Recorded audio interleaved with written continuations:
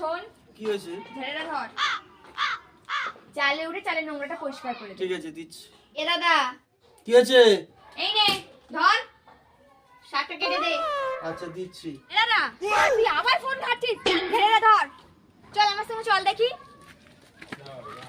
ভিতরে এই পুরো ঘরটা ভালো করে পরিষ্কার করবি। ভিতরে যে জিনিসগুলো দরকার সেইগুলো রাখবি, যেগুলো দরকার নেই সেইগুলো বাইরে ফেলে দিবি, বুঝতে পেরেছিস? হ্যাঁ, ঠিক আছে। ঠিক আছে, আমি যাচ্ছি। আমি আমার দেওয়াদের সব কাজ করাচ্ছি, আমার কোনো কাজ করতে হচ্ছে না, বুঝলি? হ্যাঁ, তারপরে কি হয়েছিল? তুই আমাকে মারছিস কেন?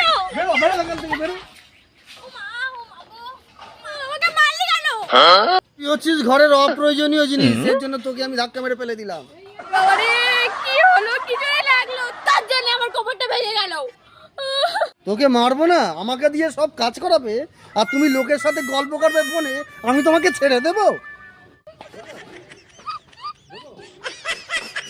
হ্যাঁ,